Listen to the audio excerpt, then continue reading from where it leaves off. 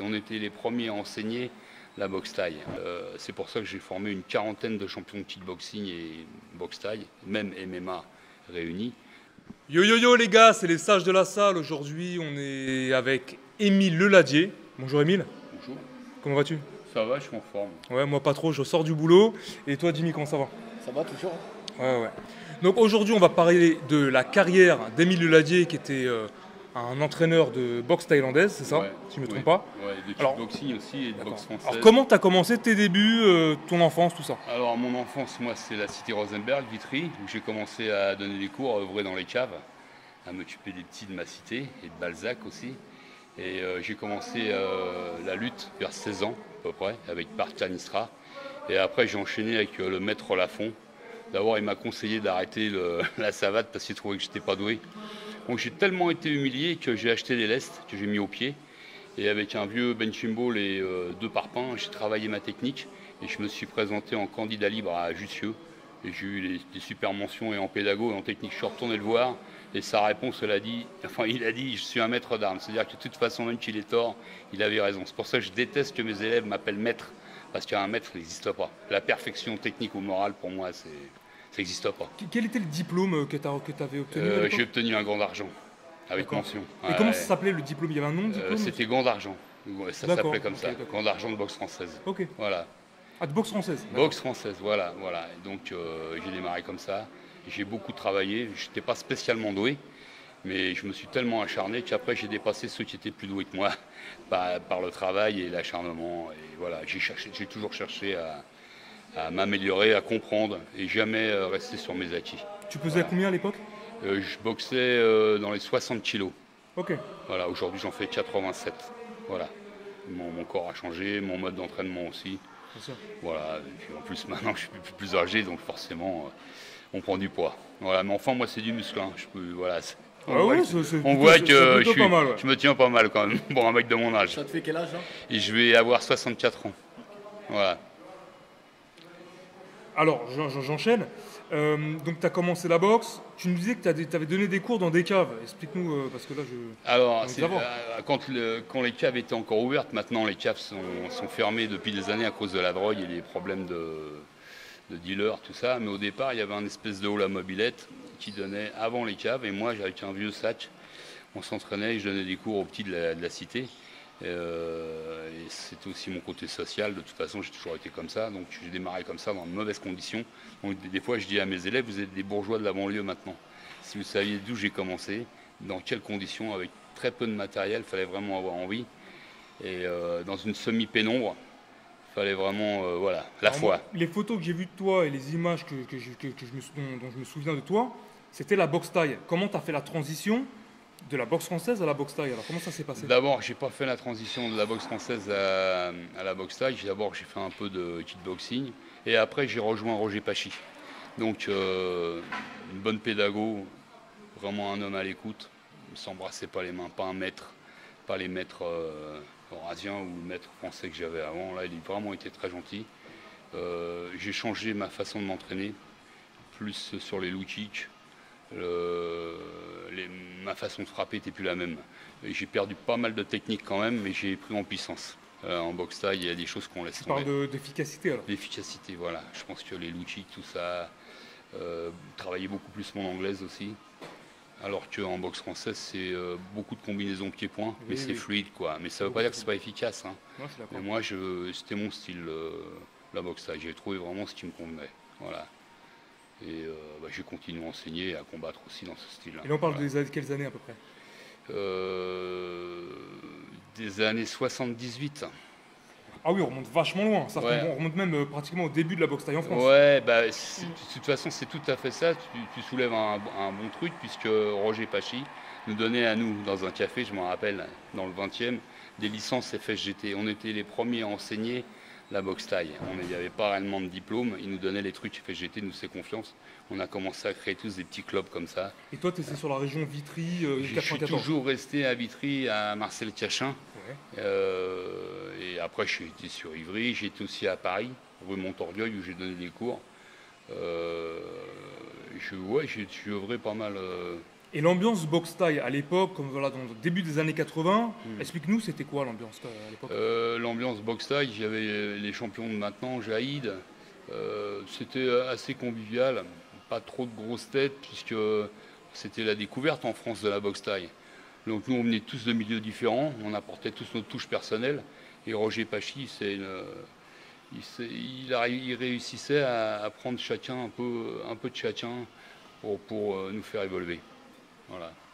Quelle était la réputation de la boxe thaï à l'époque par rapport à la savate? Est-ce que c'était la boxe thaï plus pour les jeunes de quartier, la savate pour les gens un peu de la haute, mieux? Ou comment c'était? Écoute, la boxe thaï, c'est très mal vu. Ça fait un peu comme le MMA maintenant. Ils n'en voulaient pas en France. C'était compliqué. C'est Pachy qui a vraiment œuvré, Patrick Brison et d'autres. Mais c'était mal vu. La savate, ça a toujours été un côté un petit peu plus bourge quand même. Ok. Et bon, représenté même par le maître Lafont, c'était vraiment les collants. On avait tous un collant noir avec un slip rouge, des petites chaussures. Et 1 heure de cours par semaine. Puis il fallait vraiment avoir de l'argent. Hein. Sinon, on n'avait pas d'argent. Le matériel était cher? C'était cher, les cours étaient chers. 2 cours par semaine, c'était cher. C'était en francs, mais je me rappelle, c'était cher. Okay. Et c'est pour ça que moi, j'ai fait beaucoup de social après, parce que j'ai vu 2 cours. Bon, c'était compliqué. Voilà, il fallait vraiment économiser pour pouvoir s'entraîner. Maintenant, c'est plus facile. J'imagine malgré tout que ce devait être des cours de qualité, parce qu'on sait que la boxe française en France est parmi la meilleure boxe française mondiale. Ouais. Si tu es champion de France, en gros, tu es champion du monde. Ouais. C'est ce qu'on m'a toujours dit. C'est vrai. Donc tu avais quand même des bases assez correctes Ouais. pour commencer un sport comme le kick ou la boxe thaï. Oui, tout à fait. Moi, j'ai eu une bonne technique, très bonne technique d'équilibre, parce que même pour passer un diplôme, si on te demandait 8 coups de pied armés au visage, si tu perdais un peu l'équilibre, ton diplôme, tu ne l'avais pas. Maintenant, les gens, ils sortent avec des diplômes, c'est théorique, mais souvent la technique, ils ne l'ont pas, comme mes élèves l'ont eu. Aujourd'hui, maintenant, ouais, franchement. Moi, j'ai des élèves qui font des coups de pied, des doubles coups de pied retournés dans les compétitions, tu vois plus ça. C'est pas aussi technique, franchement. Et encore, je vois mon élève Rima Mitesh, avec qui on met les gants, qui est champion du monde de kickboxing et de boxe thaï, d'ailleurs, je le salue. Ce qu'il fait maintenant, quand on voit ce qui se passe sur les plateaux de kickboxing maintenant, les gens, ils le font pas. Hein. Donc Rima Mitesh a été ton élève? Rima Mitesh, c'est moi qui l'ai démarré. En quelle année? Il est venu à Marcel Cachin, il avait 10 ans avec Martial Vendée, qui est champion d'Europe de kickboxing. Écoute, en quelle année je ne veux pas te dire de conneries. Moi, je vais avoir 64 ans. Lui, il avait 11 ans. Alors, tape un peu la différence. À peu près quand, à peu près? 85? Avant, bien avant. Ah bon? Ah ouais, bien avant. Moi, je dirais 74, 75. Ouais, bien avant. Bien avant. Hein. Sans dire de bêtises. Hein. Le fond, on en a parlé justement. Je ne peux pas être précis, mais je sais que c'est avec moi qu'il a démarré et après, il a été en haute tension.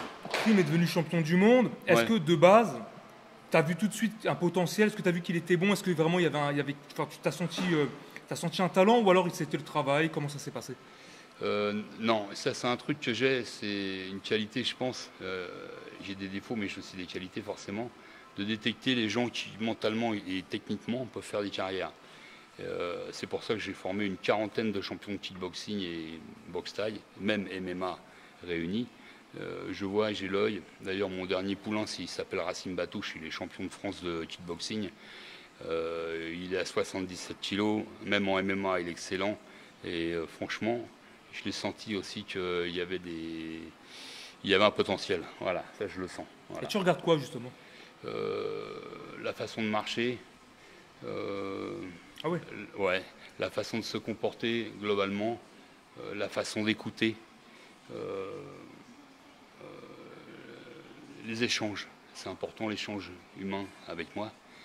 Par contre, lui, quand je l'ai démarré, j'étais à la FEFA, il sautait, il était comme une sauterelle. Et je lui ai dit, sûrement, tu dois avoir un problème, tu sautes tout le temps. Et il a rigolé. Donc il a accepté que je dise qu'il sautait. Et j'ai pris la peine de le prendre plusieurs fois au pas d'ours, des journées, 2 heures par jour à peu près.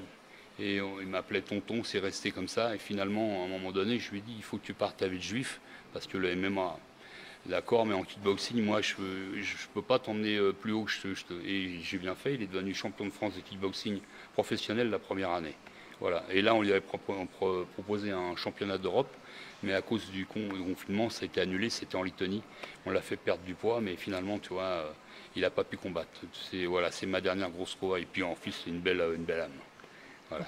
Donc tu es encore actif en fait. Je crois que je serai actif jusqu'à même encore mort, je serai actif moi. À quel moment ça t'a pris, enfin, t'as su que c'était tout de suite ta passion dans la vie, les sports de combat? Je l'ai su rapidement. Je pense que moi, n'ayant pas de père, mon père m'ayant abandonné très très tôt, j'avais besoin de contact avec les hommes. Un lien paternel que j'ai pas trouvé, hein, sauf avec mon entraîneur de boxe anglaise Luto à Ivry. Le reste, les gens que j'ai pu côtoyer, Pachis, il a fait son boulot, c'est tout. Mais moi, j'avais besoin d'échanges comme ça, de me sentir rassuré. Comme j'étais entouré que de ma mère, c'est tout, pas donc les tantes, rien. Donc c'était plus facile. Mais ça n'a pas été évident, non. Il a fallu, comme je te dis, travailler. J'étais pas tout à fait pour ça. Hein. C'est très intéressant ce que tu dis, ça, que ce rapport en fait de ne pas avoir de figure paternelle. Et tu les retrouves peut-être dans les boxeurs, dans ces histoires. Moi, je rends ça à mes boxeurs. Ouais, lui, c'est un père. Voilà. Okay. Un père ou un oncle. Il en a cherché un, voilà. Disait, là. Et c'est ça. D'ailleurs, mon élève, Racine, c'est tonton. C'est devenu mon neveu par alliance. Et voilà, c'est ça. C'est ce truc-là, ouais. Ce père que j'ai pas eu, voilà. C'est comme ça. Et donc j'ai su très tôt que moi aussi, moralement, il fallait que j'apporte des trucs aux gens. Peut-être de la banlieue, des choses qu'ils avaient besoin quelque part. Donc je me suis senti utile. Je pense que c'est toute mon histoire qui m'a emmené là, je pense, même les battes. Ok.